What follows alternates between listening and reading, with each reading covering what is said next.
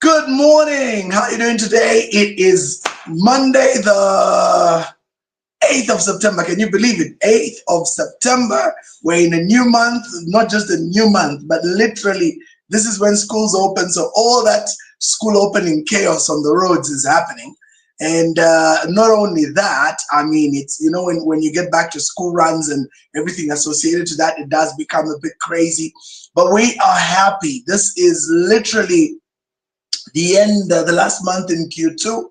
So you got to ask yourself a question: what have you done in terms of your goals and your targets, and how much have you put everything in place in readiness to take off and run your business and do whatever it is you wanted to do? I mean, when you started the year, as everybody knows, very excited about the year, and then you're now getting towards the end of the year and you're like, and so the question that you got to ask yourself is, what have you done? Are you putting in place everything relevant and necessary in order to see yourself progress? Now, just before I talk about that title that's on today, you see that title there?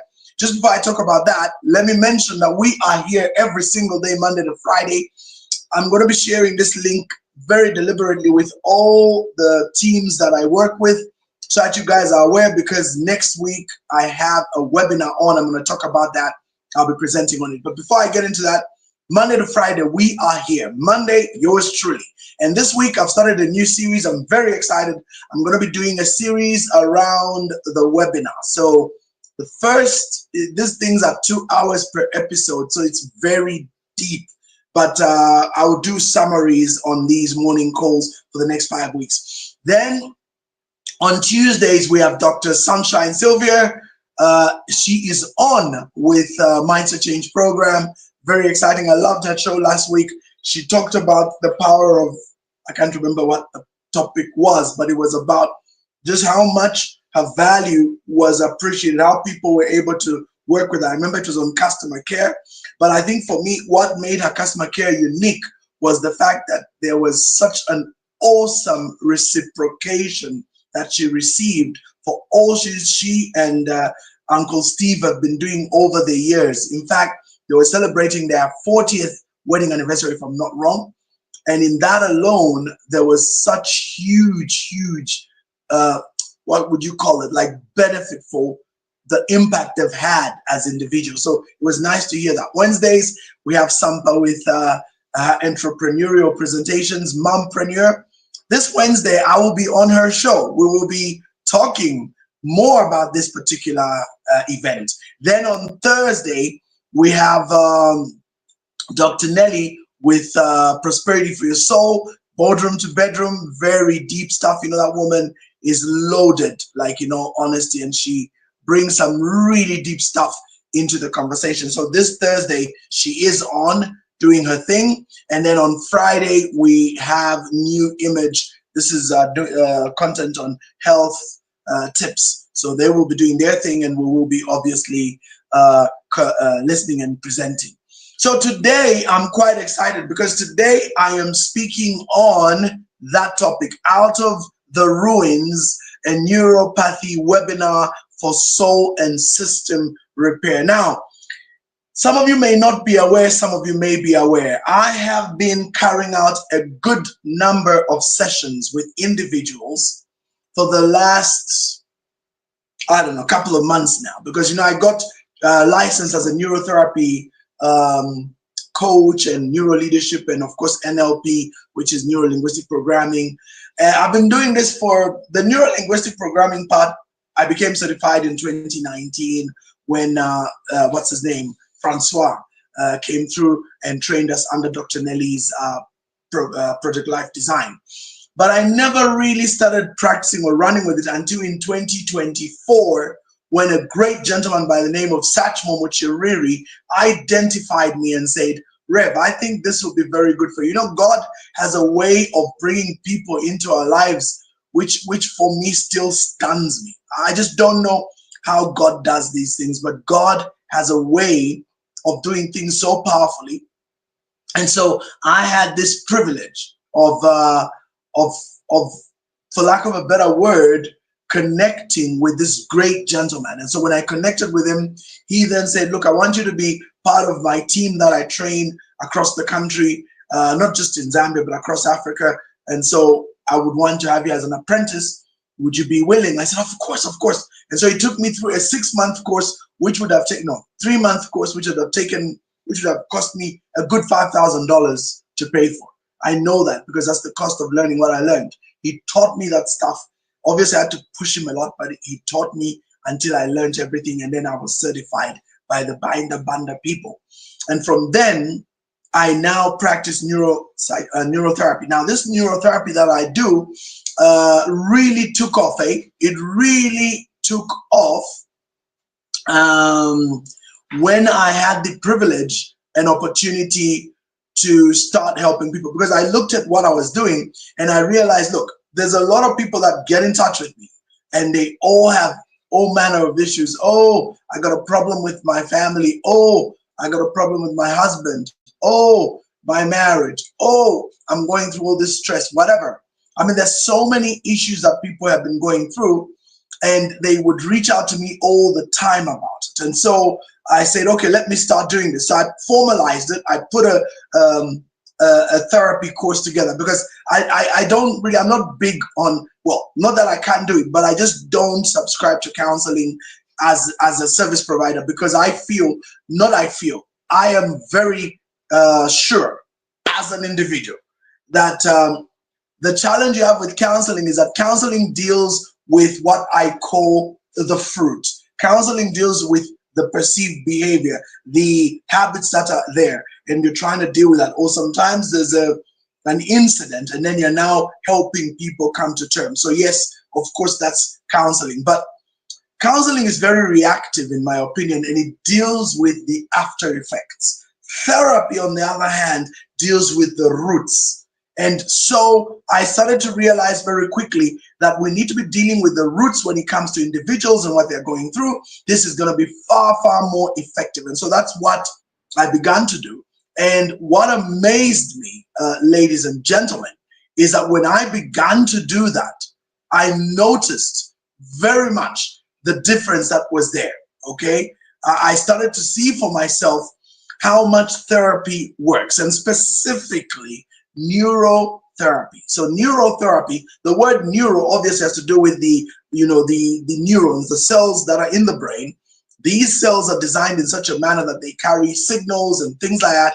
And what happens, which is amazing about these neurons, is that when you look at them and when you study them and when you understand them, you will realize that they fire up according to what events and circumstances you're undergoing. So when you go through these events and circumstances, you have these neural pathways that start to be formed in the mind. And these are very powerful, because what they do is they then become the means or by which all events are seen or filtered. So we call these frames. And you'll be amazed, ladies and gentlemen, how much frames make a huge difference in the lives of people. They literally bring about such a profound impact on how we deal with life in general. So a lot of people ask themselves, why do I see or experience certain things, and how come when I experience those things I don't see any difference? I've been trying to see change, but I don't see any change. You know, a lot of people complain about the fact that they don't see certain things happening in their lives, because no matter how much they try, things don't change. So what I've come to learn as a neurotherapist is that the reason that is so is because of something we call habituation. So in this 5-day webinar, I will be walking you through the entire process of exactly what happens to people. Like, why do people behave in a particular way? Why do certain things happen the way they happen? And how come no matter how much people try, they just don't see these changes? Why don't these changes show up? So this is what I want to walk you through, and you'll be absolutely stunned. I'm not, like I say, I've worked with a lot of people on this issue and seen for myself how much people need help in terms of just working around and navigating through these very, very serious challenges. So today we're going through neurotherapy. I was trying to see if I can get my presentation to come on. It is a nightmare. I think I'll use my phone next time. It's much more efficient than trying to use my laptop. I think the laptop just doesn't have the pizzazz, the what you call it, processing power to handle the amount of space that is needed, RAM, to get this presentation to show. So anyway, let me take you through. So we're going to be going through 5 days. So let's look at what those 5 days will contain. So as far as this presentation is concerned, on day 1, we are looking at the topic of the brain behind your life. So that's the topic on day 1, the brain behind your life. A lot of people don't realize that there is a concept called attitude, behavior, result. We call it ABR. And this ABR model shapes your destiny. Now, for those who may not be a bit familiar, what does that mean? That means if you look at your life, there is the fruit, which is exhibited in everything we do. People see the behavior, and then there's the roots, which people don't see. And like an iceberg, like grass, the roots are usually 80% to 90% influential. The fruit is like 20% to 10% visible. So what you see visibly is but a very tiny reality of what's on the ground, what's really going on the ground. So you'll be absolutely shocked when you learn that the real reality is that there's such a deeper truth underneath. And so what lies underneath attitude? So what is attitude composed of? Thoughts and feelings. These are the two most powerful things that govern what we say and what we do. And these then bring about the manifested behavior. So remember, thoughts, feelings, words. And what do these translate to? Actions. The actions are the behavior exhibited. So the question that you got to ask yourself, and anybody who's following this is going to ask themselves, is do you like what you see? Because once you have the behavior, then you have the results. So results are very big in giving out or giving away the reality of what's going on. Are we really seeing somebody becoming successful or not? Are we really seeing things that we like, or we're not seeing that? So that's really where the truth of the matter lies. If an individual truly is operating at a place where they are manifesting greatness, then it means the roots are good. But if you're not seeing desired behavior, if you're not seeing the things you want, then there's a problem. So if the results are bad, look to the roots, not the behavior. So many times, a lot of people will look to the behavior because they feel that the behavior is the problem. So they deal with the behavior. So if somebody's drinking alcohol, for example, or gambling, what do most people do? They will deal with the behavior, which is the drinking or the gambling. But I am here to tell you that that's not the problem. You're dealing with the symptom over there. It's like somebody having a headache or having a BP or whatever it is. Sorry, having a headache, and then you're giving them what's the meds? Aspirin, or what's the other one? Brufen. But what if the headache is as a result of malaria? See, that's a bigger issue. What if the headache is a result of hypertension? That's a bigger issue. What if the headache is as a result of low calcium levels in the blood? What if the headache is as a result of high blood pressure and pressure in the brain from the pumping? All these things. So that's one of the areas that a lot of people don't realize how serious these are. And so they end up having a situation where things could actually degenerate because they keep dealing only with the result and the behavior. But they're not dealing with the root. Further, we will be learning on day 1 about the PFC and the limbic system. The PFC is the prefrontal cortex, which is your thinking brain. The limbic system is your emotional brain. And by the way, guys, for your own information, the emotional brain is far more powerful in controlling a human being than the thinking brain. In fact, did you know that when you get into a situation where there's perceived danger or a perceived threat, your emotional brain takes over? It completely just short circuits and switches off the thinking brain in order to operate. This is why people would say things like, I don't know what came over me. I don't know why I said what I said. I don't know why I did what I did. Yeah, that's because something was perceived as a threat and your body automatically took over, specifically the limbic system or the emotional brain. It's very, very powerful.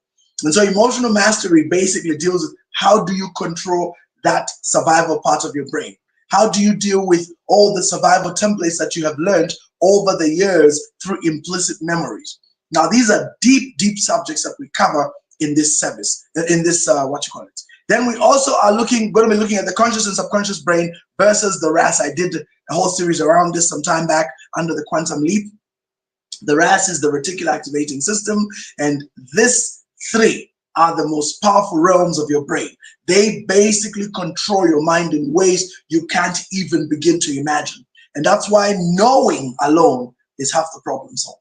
And I always tell people, look, once you know, it changes a lot of things. Most people don't know. That's the sad part. And so because they don't know, so obviously they end up suffering from so many issues because they don't know. So that's why we are big on saying, look, knowing is half solving the problem. And this is why we, for example, myself, I do a lot of this because I know that by people learning, they will know the difference. And then there is a criteria that the subconscious mind works with together with the reticular activating system to determine everything. But there's another profound thing and truth about the brain, which is insane, that your subconscious mind always gauges all information it receives by a particular sorting criteria.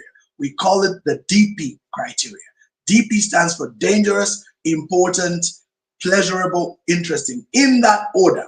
So the brain will always first start with what's dangerous. And when something is dangerous and it threatens, the subconscious takes over, switches off the thinking brain and goes into survival mode and, prepares to, it triggers something in the subconscious mind called the amygdala and the hippocampus. And together they then produce, of course, cortisol, which is the most popular or common hormone produced when stressed, and then also adrenaline. And so at that stage, the mind is determining whether to run, which is flight, or to fight, confront the threat. So threats are so wide that you'd be amazed. So I'll get into that. So essentially, these two are very, very critical when it comes to understanding how the whole thing works. Then we've got the reframing. On day 2, we'll be looking at reframing the inner dialogue. So do you know we talk to ourselves?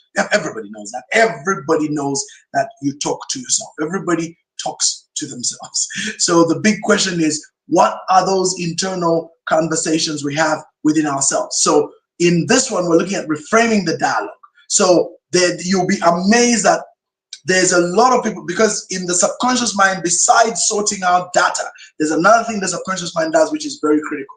And that is to ask questions. It searches for answers. So if you internally ask yourself disempowering questions, my friend, you're setting yourself up for failure. So what is a disempowering question? Why does this always happen to me? What is an empowering question?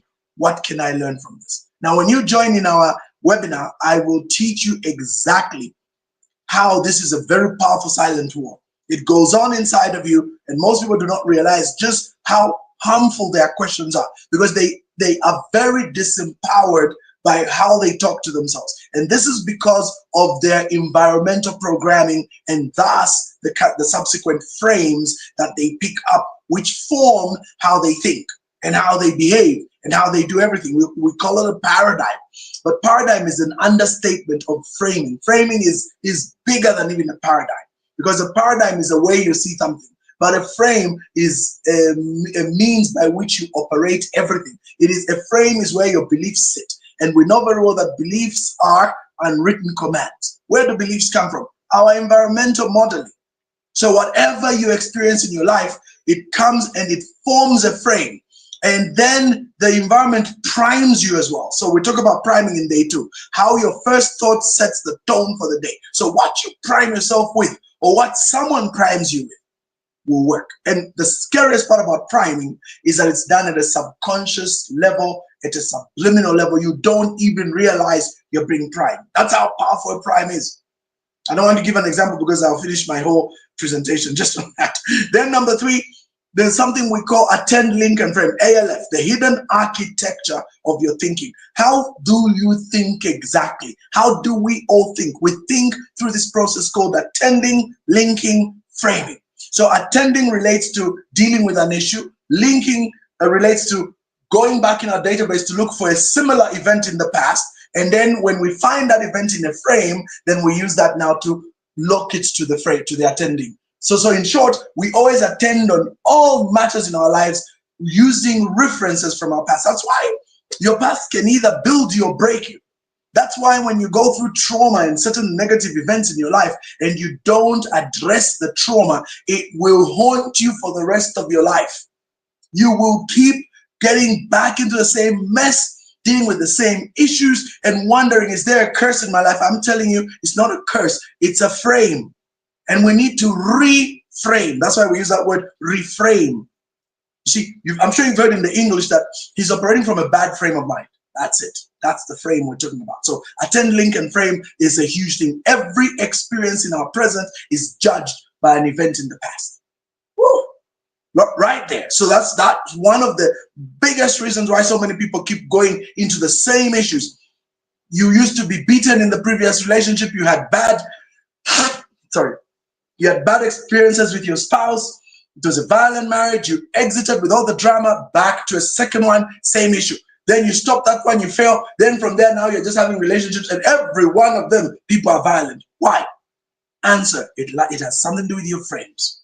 It's something to do with your links. It's something to do with the attention you're giving it, and the experiences in the past, and the frame formed, and the associations that come with those frames. It's a very, very powerful thing. I can tell you guys, this is not small stuff, and many people in the population are suffering from this. Then the power of frames themselves, rewriting your story one lens at a time. So we need to go in day 2 and look at how exactly do you reframe.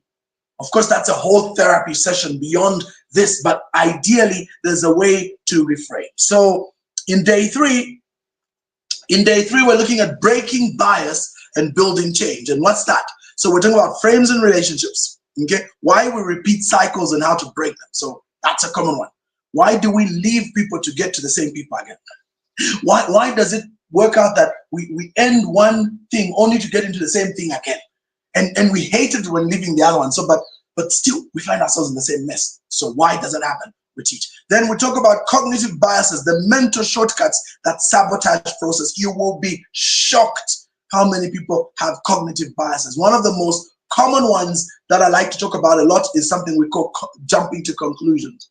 Now, in jumping to conclusions, what happens? There are 3 things that happen. And this is all, jumping to conclusions, by the way, is a cognitive bias born of what? Of a bad frame.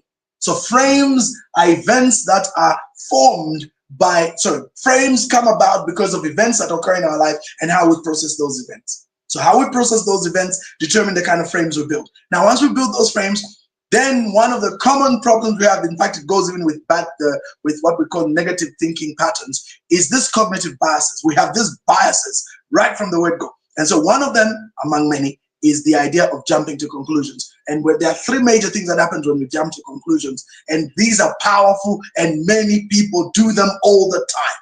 The first one is projecting. So when you look at an event in your life, you project into it. In other words, you bring your biases, you bring your events and your past experiences, and then using those which form a frame, you then project those biases into the situation. In NLP, there's a saying that I've come to love so much. It's not the events that occur to you that matter, but the meaning that you assign to the event. So that's what projecting is. So when we have this cognitive bias, we project a meaning into it. And that completely distorts what's going on, because it's no longer an objective event. It becomes a subjective experience. So 2 people can see the same thing. One says it's a mess, the other says this is brilliant. Why? Because of what I've just said. So you've got the projecting. Then the second one is mind reading. So you start to literally read the minds of people around you and tell and conclude whatever you think they are thinking.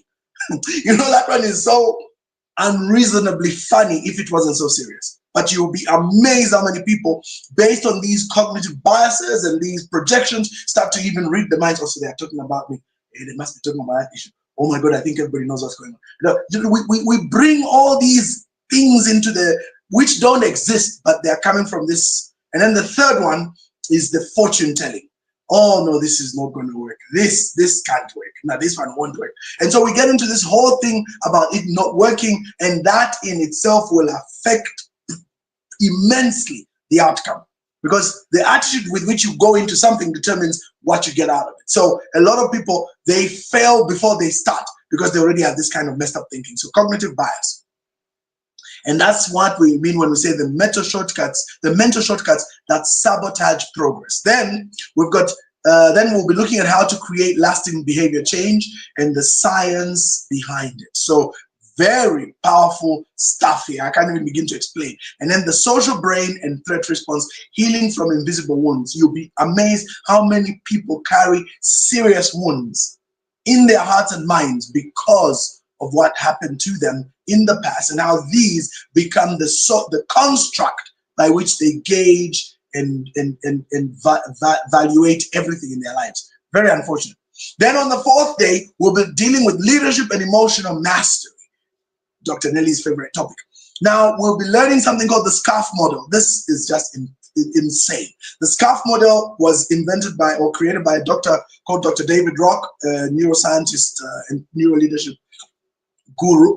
And it's called the neuroscience of influence and trust. Like, exactly how does our environment get gauged by us? So we scan the environment everywhere we go at a subconscious level using the SCARF model. I won't go into it because time doesn't permit. Then we'll be dealing with the concept of the locus of control.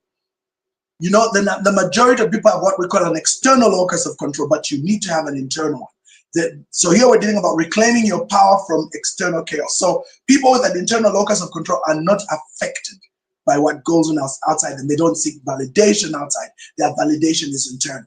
And that's the greatest thing. In fact, I always tell people that a lot of people confuse pleasure with happiness. Oh, I'll be so happy. Oh, I just need some happiness in my life. The problem is that pleasure and happiness are not the same. Pleasure is event driven. So there's an event, then you feel pleasurable, and you have a dopamine endorphin rush. Happiness, on the other hand, is an internal state of being. The most happy people are the people with an internal locus of control. They learn that they don't need the outside to validate them. They don't need the world to validate. In fact, they don't need anybody to validate them. They have to validate themselves. Because if you don't validate yourself, I assure you, it doesn't matter what people do on the outside, you'll always feel inadequate. That's why they're always chasing and chasing and chasing, and the chase never ends. Why? Because they're looking for an external validation. The problem is the body has something called tolerance. You know, even when we talk about dopamine and all these hormones, they have tolerance levels. That's why the thing that excited you yesterday doesn't excite you today. Good example. Oh, when I buy my Hilux. Oh my God, when I buy my Hilux. So you have your Hilux, you're very happy. But after 3 years of the Hilux, damn this Hilux, I hate this Hilux. It's the same Hilux. What happened? Tolerance. You got exposed to that thing long enough and it's no longer exciting. And that's why you realize that it's never about the object or the event. It has to be internal. You've got to be internally happy. Then you've mastered true joy. That's what the Bible teaches. The joy of the Lord is my strength. So it's not about the events around you. Then unproductive thinking patterns, we will deal with that very powerfully, spot them, stop them, and shift them. And then cognitive distortions, the lies we believe and the truth that heals. That's all on day 4. And finally on day 5, we're dealing with restoration and renewal. Now, emotional intelligence. So in the first issue, we're looking at emotional intelligence, leading with heart and clarity. Then we'll be dealing with leadership frames, where we deal with 3 major leadership frames. There's a child frame, parent frame, adult frame. Which one is driving you and your life? So people have a bit of each one, but many do not operate from the adult frame. Many operate from either the child frame or the parent frame, and they switch back and forth. And when I teach you those, you'll understand exactly what goes on. Now, I'll give you a good example. One child frame manifestation is tantrums. Children create tantrums as a way to manipulate people into doing what they want. That's what a tantrum is. A tantrum is a game of control. By irritating you, you then do what they want. In adulthood, you'll be amazed how many people actually have tantrums. Silent treatment, sulking, screaming, shouting unnecessarily, using emotions in a very unbecoming way to manipulate people into doing things that you want. That's a child frame. I just gave you an example. Now, again, I'm finishing this now. Then we'll be looking at the 5 dysfunctions in relationship dynamics. This is a powerful lesson. I can't even begin to explain how powerful the 5 dysfunctions model is. Healing the fractures that divide and mastering communication in relationships. So that's what we'll be looking at in day 5. And then also the famous Maslow's hierarchy, from survival to significance, mastering external factors, distorting genuine self-realization. So a lot of people do not self-realize because they have a distorted picture of their lives. So distorted by what? By cognitive bias, by bad frames, by terrible internal dialogue, and of course by the seeking of external validation. So these things then distort the life so much to an extent that people can't do anything sensible. So you want to be part of this, definitely you want to, I will share the link later on in this narration, but most of you are going to receive this, you receive it through my WhatsApp, so you'll be able to watch and see. So this is what we'll be going through on Wednesday. I'll come again, of course, and have a chat with Sampa and kind of just touch a bit on this. But those of you on the mailing list, you will receive a day-by-day alert of these. You'll also receive the PowerPoint presentation for this in PDF form, which will show you the points that I just went through. I was supposed to be having them project on the screen, but that's been a disaster. It didn't work. So I'll try on Wednesday using another method. But either way, I'm so grateful you guys were part of us today. I will be going on a week-by-week basis through these slides. So next week, I start with the first one. I'm going to talk about the brain behind your life. I'll go deep into that presentation for 30 minutes so that you just get what's going on, and then the other week and the other week, and then we'll have our webinar. So this webinar will be coming once every month, and next week 15th to Saturday, 2 hours every day, 19 to 21, with Q&A, Facebook group, WhatsApp group where you can ask all your questions, and those of you that are interested then obviously can learn far more. Pricing, all the details are there. I will post on this link, but many of you are already on the list, so you just come and watch so that you get an idea. So on that note, guys, have a great day. I hope you have a very productive Monday. Seize the day, as they say in Latin, carpe diem. Have a good one. God bless.